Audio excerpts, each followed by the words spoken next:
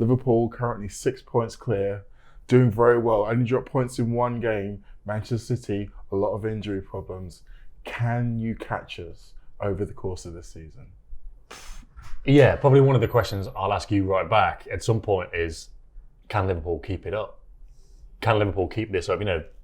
Probably a blip at Old Trafford. I didn't see anything there that made me think Liverpool are going to drop a load of points now. You're going to drop points over the season. That's normal. If Liverpool can keep it up, that's probably just as big an issue. But to talk about City straight off the bat, I've kind of got my doubts in its own right anyway, because, we even saw against Atalanta in the Champions League, 5-1. But Guardiola said after the Palace game the other day, City aren't quite ready to win the Champions League, and asked him about that in the press conference. And he was basically saying, not quite solid enough, concede too many goals in the big games. And the Liverpool game was an obvious one in the Champions League a couple of years ago. Yes. Tottenham and Monaco both go out on away goals, scored plenty but conceded too many. And even when they played Atalanta on Tuesday night, they had a lot of chances, and you think Atalanta, they're a good side, but they maybe don't have that, cutting edge. No. Get to the last 16 or the last 8, you play a team with that cutting edge, you're going to concede goals, you're going to concede away goals, and that's going to be the issue with City. And it's similar in the Premier League. They've always been much better in the Premier League than in the Champions League. But this season, they're conceding chances in the Premier League as well. A lot of injuries, and it's not just the odd injury here and there, because they haven't had a left back for 2 years. They've covered it fine. It doesn't matter. They didn't have Kompany when they won 100 points. And everyone thought that would be big. They've done it anyway. But that's because it's a system at City, isn't it? Like, obviously it is at Liverpool as well. But at City, it's like a well-oiled machine. When you take too many cogs out in different areas, take De Bruyne out. He's not played the 2 games they've lost. No. He can kind of paper over some of the cracks on his own. Guardiola said he made a mistake in the game against Wolves in terms of how they approached it, and I thought the approach was wrong. Because normally, City create loads of chances down their right-hand side, players in areas, combining triangles, getting crosses in, and not just like aimless crosses, but De Bruyne crosses. Yes. The ones that are going to find the target.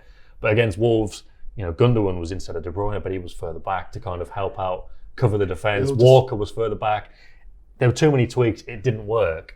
And that was because Guardiola was so worried about protecting that fragile defence, which has got a load of injuries, to the extent where Palace at the weekend plays Rodri and Fernandinho. Now that could have been a disaster. And I don't know what Liverpool fans were thinking when they saw that, but probably thinking, this is a chance where they could drop points again. There was a part of me thinking, well, this is certainly going to be interesting. But what I was really thinking is that he really doesn't trust John Stones. And I think that's the key thing for me and for Liverpool fans looking on. It's not just the fact that City have got injuries. Yes, fair enough, every team's going to have injuries. They've had a lot of injuries in the very similar positions. Yeah. And it's exposed a lot of the things that we, as outsiders, have been thinking for a while, that he really doesn't trust John Stones and Otamendi. And when you consider how much he's tried to move everyone else around, like you say, to try and cover for those issues, that's something that probably is going to go on longer than it takes for, say, maybe even Laporte to come back. Yeah, and so obviously he played Rodri at Palace, and it was interesting that they both started at Atalanta. And I was thinking, is this with Anfield in mind? Because, from what I heard, Guardiola wasn't particularly happy they didn't get a new centre-back in the summer. And then when the injury to Laporte, him and Arteta were thinking, how are we going to win at Anfield? And it's not so much that one specific game, but I think that's their watermark, that's the level. Oh, yeah. And the big 6 games now, people think, Liverpool might drop points against like Spurs or United, and obviously Sunday was a bit of a one-off. But normally now when City play the other big 6 teams, or Liverpool play them, they're going to win anyway, because there's that much of a gap there now. Anfield is basically the watermark for City to test how they can get on and how solid they are. And I was wondering if he might try Fernandinho and Rodri there. Obviously, Rodri's picked up a hamstring injury now, and even if he's only out for 10 days, it's going to be touch and go for the Liverpool game. Very touch and go. And there was a couple of dodgy moments he had at Palace, which you probably expect. First time he ever played centre back, only played about half an hour against Atalanta. A couple there when he was asked to go into midfield as well. So it's a difficult role, not just is he doing centre-back for the first time, but he has to go in midfield. But there was one time where he just stayed there. Their keeper had it, but he just kind of stayed in this defensive midfield position. It was like, surely he needs to get back now. He didn't. And then they had a big chance.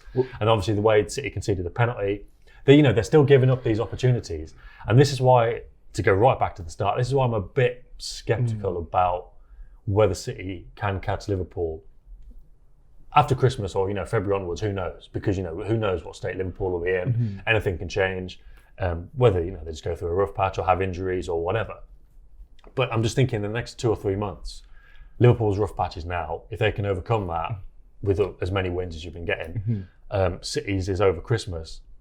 And I just think City are going to have those recurring problems with the defence and conceding too many chances more often than any kind of issues Liverpool have in the next 2 or 3 months. And I'm thinking heading into Christmas, I think the gap, I wouldn't be surprised if the gap was a bit bigger. I wouldn't say it would be 10, 15 points. Not insurmountable. But obviously they got it back to 6 points over the weekend, but I wouldn't be surprised if, in a month's time it slipped a bit again. And they kept going back, but it was maybe 9 points or 10 points at Christmas. Again, this might be wrong, and you never know what happens with Liverpool, but I just see in City some kind of vulnerability in there that they can't always paper over. I think, again, from the outsider's perspective, the biggest thing for me is not so much the vulnerability of City, that everyone seems to be more aware of it. Whereas you see Liverpool and City as teams who can both go on long runs, they can both string 10, 11, 12 Premier League wins together. We've seen it over the last couple of seasons.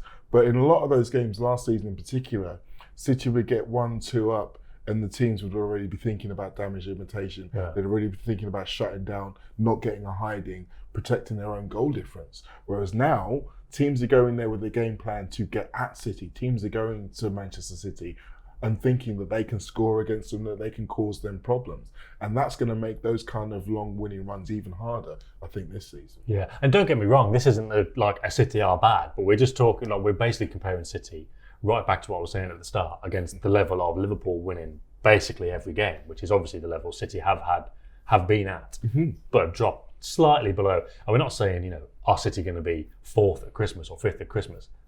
If they're not top, they're going to be 2nd. I'm sure of it. They're still, they're still really good. But are they going to be able to string together as many wins and at the same time hope that Liverpool drop points over the next 2 or 3 months, which is probably about as far as you can judge it without going too far into the future? I'm just not sure because of that vulnerability we talked about. Well, it's interesting actually as well. You mentioned not trusting Stones and Otamendi. It was always going to be a big season for Stones from like Guardiola's point of view, because in each of the seasons they've worked together, at the end of the season, Stones just hasn't played. You just think, where is he? And Guardiola said, well, Vincent Kompany's playing better than him, Otamendi's playing better than him, Laporte's playing better than him, which on the one hand is fair enough, but on the other hand is Stones needs to start playing better than these guys. It's as simple as that, really. There's like a confidence issue thing with him, and he's not a defender anymore that goes around making mistakes left, right, and centre. You know what he did for England against Holland? That's not going to happen with City. No.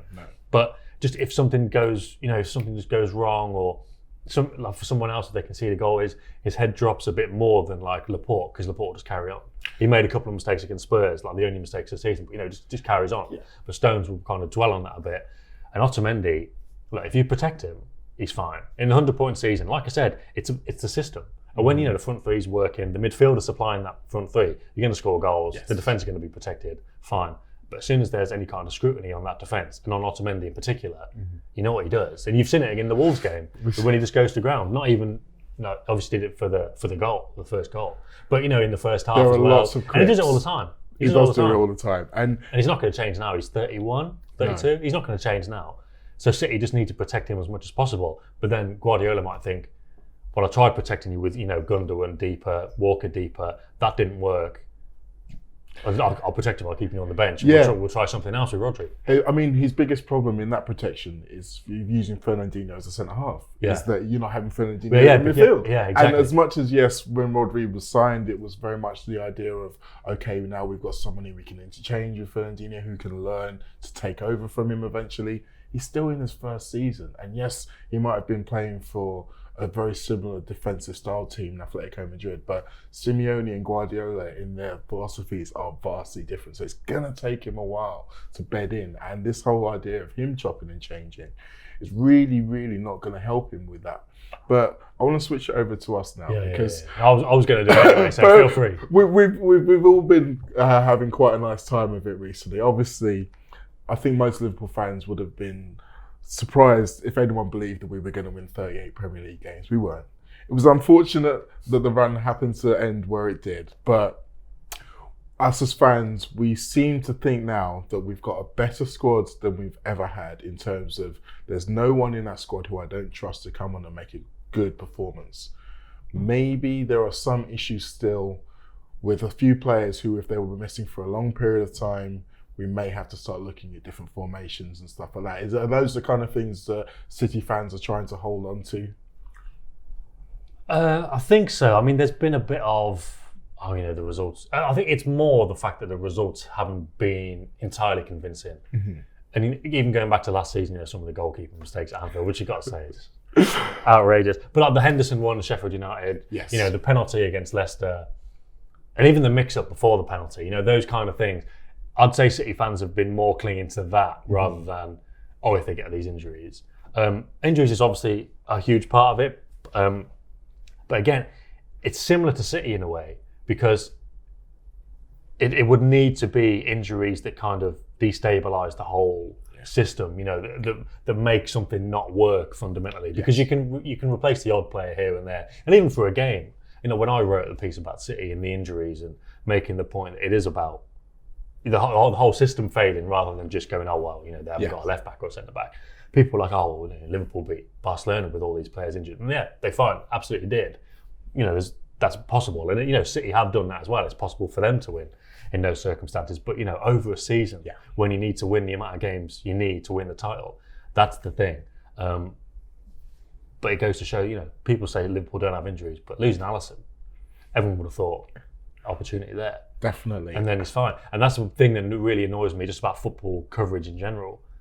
Teams get injuries and they get over it, and people don't really consider it as like an achievement because they go, it was fine. Go, yeah, but you need to work hard for that to be fine. Like losing Alisson for 6 weeks, longer, and getting through it, that is a big achievement on Liverpool's part. And like when City have played without the left back and it was Doubt first and then Zinchenko or whatever, people are they kind of take it for granted how difficult that is for teams. But it is. It's extremely difficult. But that's why, if City fans were clinging on to injuries, you would need more than that, because you're going to need somebody to be getting at Adrian more. It's not just stick another goalkeeper in. It's I'll take Van Dijk out and maybe take out a midfielder and a striker, which is the kind of thing that the City have had. Yes. And then you've got more scrutiny on that thing.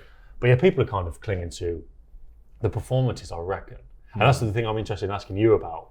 In those games where you have won, but are any Liverpool fans thinking, well, we weren't that good there? I mean, there's maybe some of that, but I think the best thing in our favour in that respect is the history. Because if you look at the last 2 seasons, early on, when we're still navigating through the autumn, winter time, through the international breaks and people going away here, there and everywhere, the results have been good, but the performances have been a bit rusty here and there. I remember vividly last season, after the international break, we played away at Huddersfield. It was absolute dog of a game. We won 1-0 and everyone just forgot about it straight away. But that performance was so all over the place. It would have given you nerves to think if we could do that again and again. But by the time we got to December, we won every Premier League game in December, and that set us up for the second half of the season. And I just think the way that Klopp's working at the moment with the squad is that this first period is one to get through, one to survive, and then the greater performances are going to come second half of the season, unfortunately for everyone else. Wow. And there we go. If that is the case, then it's going to be difficult for City with this points deficit already. And then if they keep having, the relative problems, like I say, they're not a terrible team, but no. In terms of keeping up with that level, the exposure on the defence, then I can see it. That's why I see it being difficult for City to catch Liverpool. There is more for us to deal with though this year. Obviously, we've got the World Cup Championship happening in December. If we're still in the League Cup by that time, there's going to be a fixture congestion around January involving the FA Cup, League Cup, and some league games that have been postponed. And again, if we get some injuries in that period of time, it could really have a knock-on effect. But I think the most important thing for everyone to remember is we've all been watching football long enough to know that nothing's decided after 9 games. It can look exactly one way. It can look really clear in one direction, but we just don't know yet. We're happy where we are, and I feel like we're in a position that we can continue on this trajectory.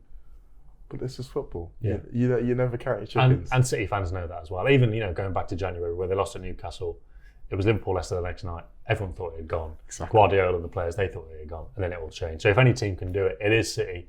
But just thinking, I think City have got slightly more problems than Liverpool at the moment, and that's why at the moment I'm thinking, it's going to be difficult. I think I'll go along with that. I think I wouldn't exactly swap positions with anyone else in the Premier League right now, and it's the way everyone wants to be, isn't it? Yeah, true. So there you go. If you agree with what I say and you want to hear more from me, then check out the Anfield Wrap. We are available on YouTube, or you can sign up to our website and subscribe to all of our goodies. You can also hear more from Sam as well. Sam, what are you up to? Yeah, well, basically, just have a look at Twitter at Sam Lee. Managed to get that handle, which was nice. All it is links to the Athletic stuff. We're everywhere. Podcast soon. These kind of videos. Check out the Athletic. Plenty of good stuff on there. And yeah, come to at Sam Lee for more, I don't know, hopefully sensible Manchester City talking points.